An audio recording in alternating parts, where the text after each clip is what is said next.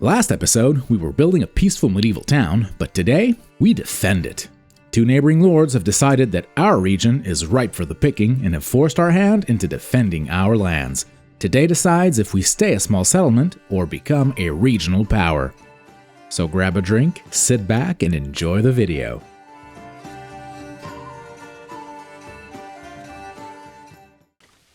In today's episode, I'd really like to focus on getting some burgage plots to level 3, because we still have none of those. Now, the resources we are missing, the crucial resources we are missing, are clothes, which we're working on. We need some animal produce, which means some chicken eggs or goat meat or goat milk or things like that.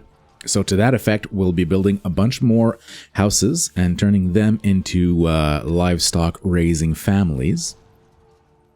And the most crucial one here is the church access. So I think one of our viewers suggested we just import all the resources that we need. So we're going to do that immediately. And we're going to try and build that stone church as fast as possible. So let's do that right away. Let's go to Trading Post. And now we need roof tiles and dressed stone, which unfortunately are major trade routes. And so we'll need to buy both of those. We don't have enough money to buy both at once. So we'll start with the roof tiles here. Let's purchase that. Let's set the surplus to, I believe it was 10. Let me just check to make sure. What do we need for this? 10 roof tiles and 20 dressed stone. Perfect. And so we set it to 10.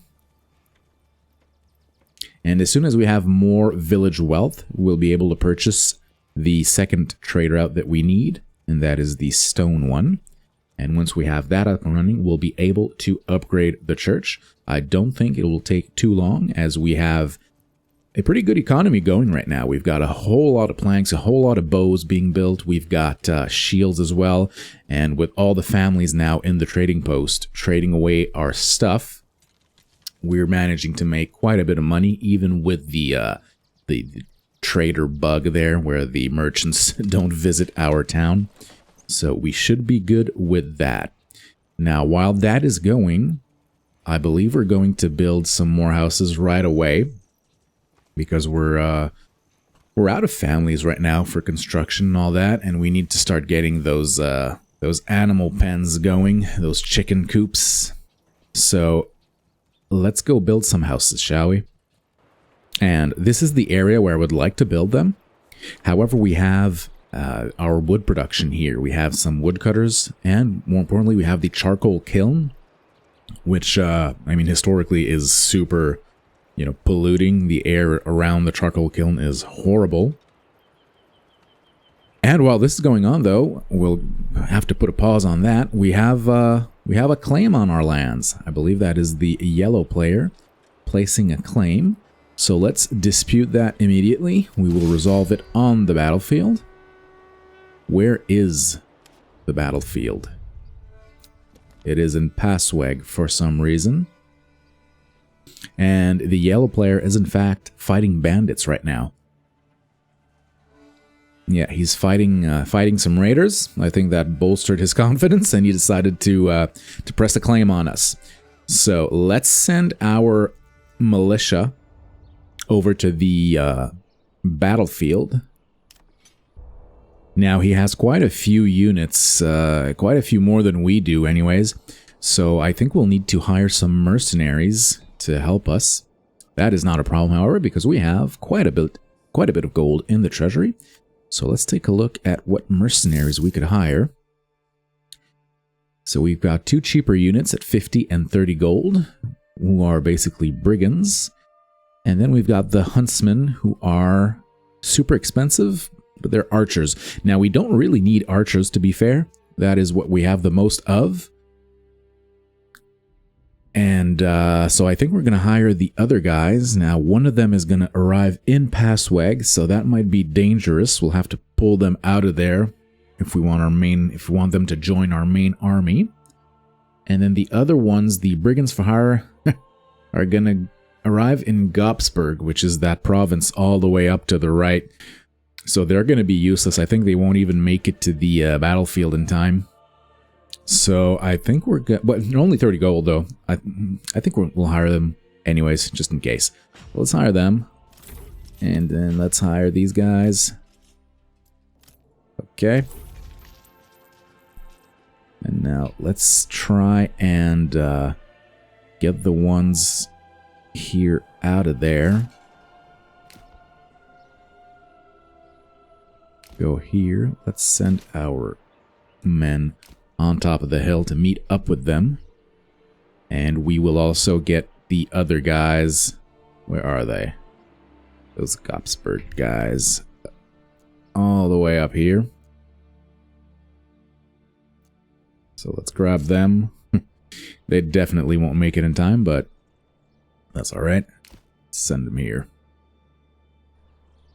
Now, I'm actually a little bit worried because they have a couple units more than we do. And I really don't want to lose the battle. So, since we have 60 days remaining to get our troops in position on the battlefield before we forfeit, I think we'll wait it out a bit. And next month, we'll hire another mercenary. We'll try and find a mercenary company that's going to join closer to the action and that isn't archers. And I think I've made a mistake because they're now on the move. I think they're attacking my brigands, or let's just, let's move these guys out of the way just to make sure.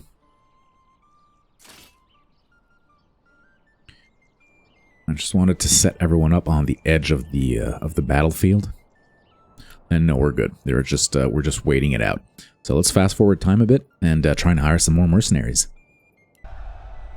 And no, the battle has started, unfortunately. We got our guys too close. So let's send the brigands to attack the archers.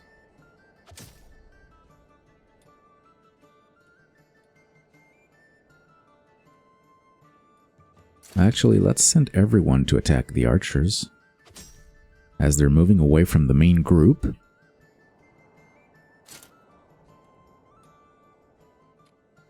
And in the forest, they won't be able to do much.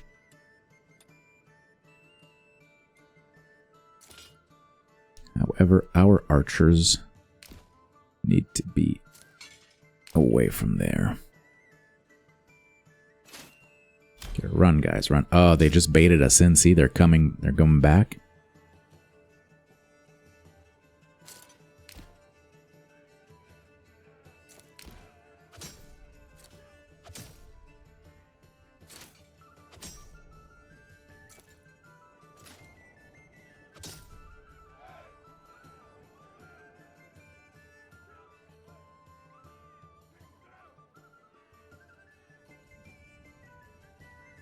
And if we could keep them separated like that, that would be perfect.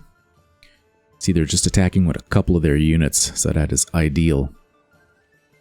And now our brigands for hire are attacking their mercenary infantry up top. And we've got a battle going on down here. Let's move the archers closer.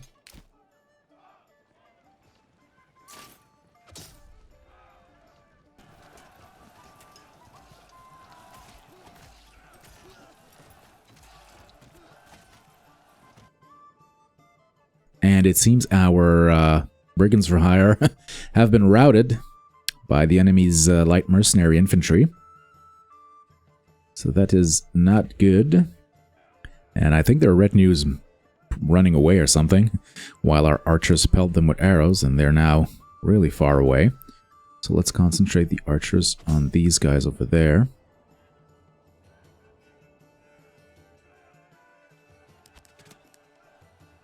While all our forces concentrate on their last spear militia regiment.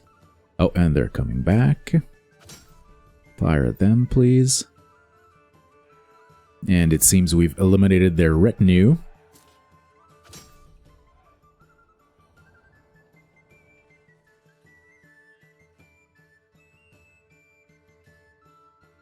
And their last spear militia regiment.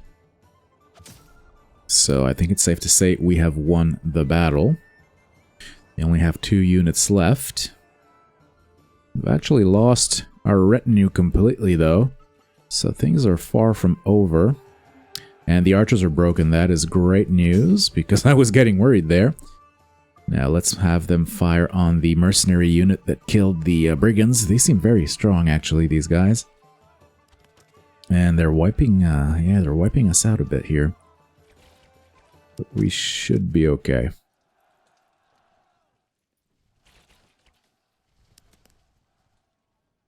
Come on, come on. Push forward.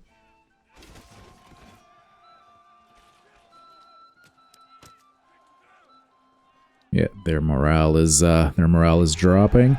Yes, they have broken. Victory! Alright, I was getting a bit worried there. But we got it. Peace was declared. Alright. So let's send all these men home. And then we'll be able to disband them. Let's actually get rid of the mercenary unit immediately. Now that was a costly battle, however, because we lost our entire retinue. So we'll have to buy those again. However, in this episode, I think we're going to build that manor extension that effectively doubles the amount of retinue that you could have. That should help us out for any future battles. So back to our charcoal kiln situation. Now, I was saying that this is where I'd like to build the burgage plots. However, with the charcoal kiln right here, we're going to have to move that a ways away, because the air around here is always quite noxious. Now, we can't, for some reason, just relocate it. So let's demolish it completely for now. And let's build another one. And we'll put it a bit further away on the edge of the forest like this. I had quite a bit of trouble placing it because it's very hilly around here. Now, let's build a little road that connects to it. Let's continue this road, actually.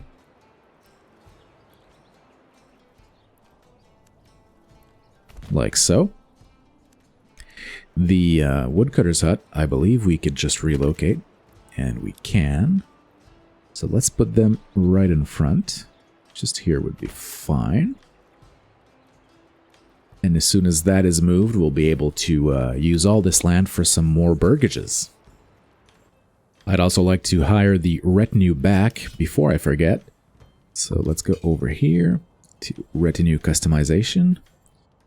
And let's buy them all back. It's going to be quite expensive. We can't even afford to get them all. But we'll get as many as we can. Oh, we can get them all. Okay. Perfect. We won't be able to get the full 24-man complement just yet, though. We'll need a little bit more treasury money for that. And I also went ahead and assigned an extra family to our large storehouse. The marketplace was fine, the supply capacity. However, the problems we were having was that a lot of our generic storage was getting full. So production buildings like the saw pit or whatever were building their respective items, but they weren't being taken to the storehouse because we had too few people working there to cover the entire size of our town. So with another extra family in there, it's going to help to move goods around much easier. Now let's go ahead and build some more houses.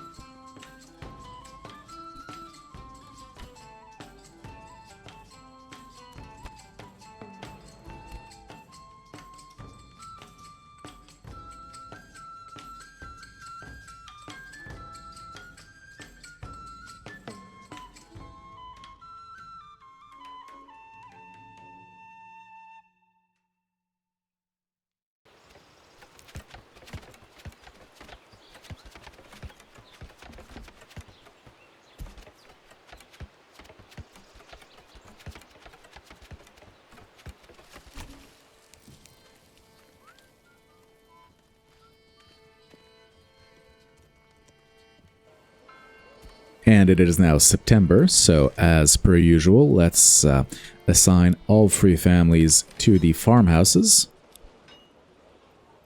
And let's let them get to work.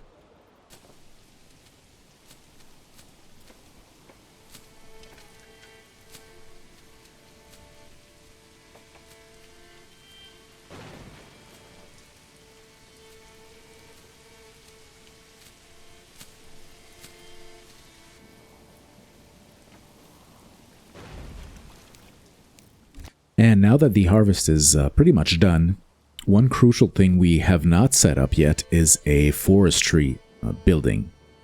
Because especially with a town that focuses so much on wood and wood production, bows and shields and all those things, we really need a source of renewable trees. Now, that wasn't a problem up to now because we're pretty much surrounded by big old forests, but as the game progresses, we're really reducing the amount of trees that we have around us. So I think it's about time we get one of those forestry huts up and running. So let's place that right next to our lumberjack over here.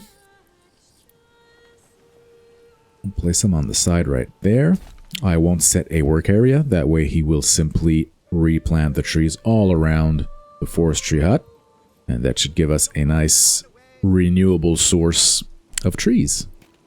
And as citizens move into these houses we just built, we'll be turning them into small holdings as well. So we'll put animals in there, either chickens or other livestock, and we'll be turning them all into small holdings. So hopefully that'll boost our meat production, our animal produce, because, well, first of all, we need those for level 3 burgish plots, but I'd also ideally like to try out the butcher's shop, but right now we don't have enough, we really don't have enough meat to do that. So hopefully with all of these turned into livestock raising families and small holdings, that should give us a little boost. And I just noticed that our apples are coming in. These little tiny apple trees that actually already do have apples on them. All right, so that's going well. Our sheep are also reproducing very nicely. We've got a bunch of sheep and a bunch of lambs. Now, I'd like to buy more. However, we don't have the gold for that just yet. And we also need to buy that other trade route to get the stones for the church. So right now, we're going to be saving up some regional wealth just for that. And once that's done, we'll be able to maybe buy some more sheep to get the clothes production going. And while the citizens finish threshing this year's wheat harvest, I think it's time we upgraded the manor a bit. I'd like to build that garrison tower that allows us to double our retinue. It's not the garrison, is it? Yeah, garrison tower. So for some timber and some planks and a little bit of rubble stone, we'll effectively double the amount of retinue that we have. I think placing it right next to the main manor building looks fine. So let's do that. That should take them quite a bit of time as it is a big construction project. So let's commit to that. And once that is done, I think our next upgrade to the manor will be the walls, because these walls look rather flimsy. I don't think they'll repel many attacks. And I know we could get them to stone walls, and we could now put ramparts on them to have the troops stationed on the walls themselves. We could upgrade the gatehouse, so we'll try doing all of that. I'd imagine we need some dressed stone for that. And so once the church is upgraded, I think we'll keep that trade route up and running and get some more stone. And the manor has been upgraded, so let's immediately go buy all the additional soldiers we can. We won't be able to fill it out because we don't have enough treasury, but we could add a couple. So let's max that out as best we can. There we go, 16. And that will do it for now. And I've also went ahead and purchased another spear militia, because that last battle really made me realize that we did not have enough melee combatants. So hopefully this is a bit better. Now they're not fully stocked yet. The problem isn't the equipment, but rather the recruits. We lost a lot of men in that other battle, and we need to fill out the ranks again. So as more people are born, the units will fill up. I did up the import of spears a little bit to make sure that we had enough. Shields aren't a problem because we're producing a lot of those. And our bowmen as well are missing a couple of soldiers in the unit, but that should sort itself out in time.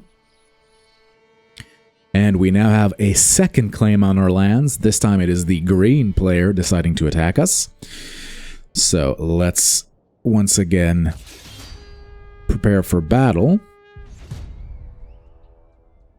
Now, where is it? Okay, the battlefield is right here in our lands at least.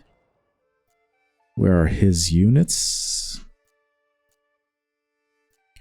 On the other side.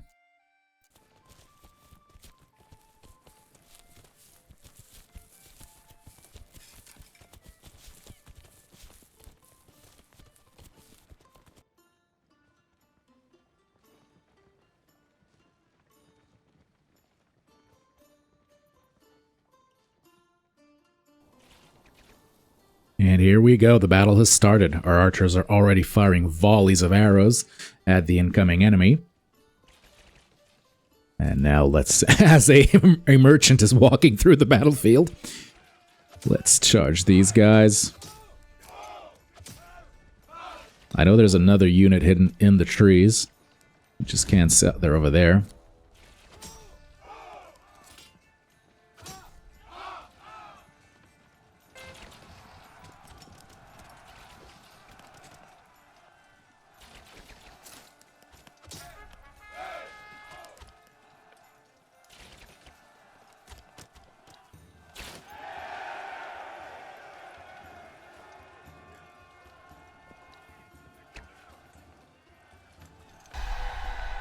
And we've won. That was much easier than the last fight. So we can now disband everyone. That was a beautiful fight. Beautiful, beautiful victory. Almost no losses. So that is fantastic. Now that we have quite a few families, more than we had before, we're going to place another forester's hut, but this time on the other side of the village, so that we could start getting some more trees on the northern part. And we are still waiting for the village wealth to go up so that we could purchase that stone trade route.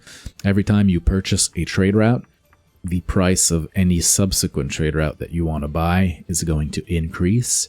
And that's why the dressed stone trading route is now at 350 gold. So that is super expensive. That's why we're having to wait a little bit of time. But once we do manage to get that route, that'll be a major win for us, because we'll be able to upgrade the church, but also upgrade our manor. And that's going to be a lot of fun. And we finally managed to get enough gold to purchase that route, so let's do that right away. And let's set a pretty big surplus. Well, I guess it doesn't matter too much.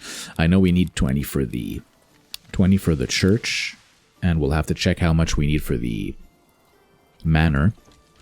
So let's get them going on that import.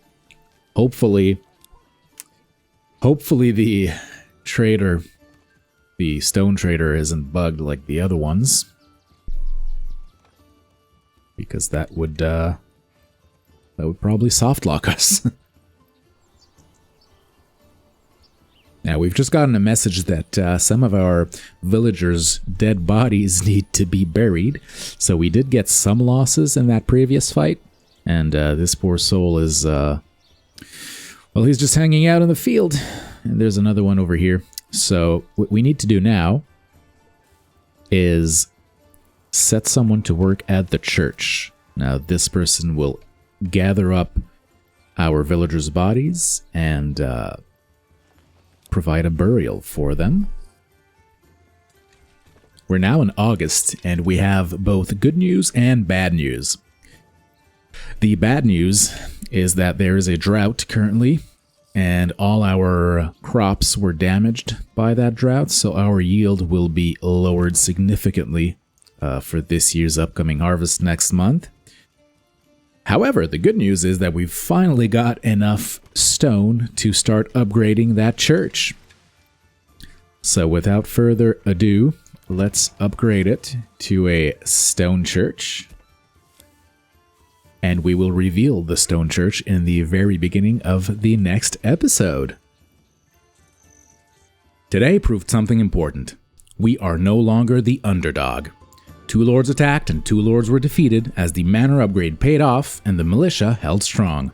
In the next episode, we consolidate our power and finish upgrading the church, because if we're going to endure more wars, the city needs stability as much as steel. Be sure to drop a like and subscribe so you don't miss the next one. Thanks for watching.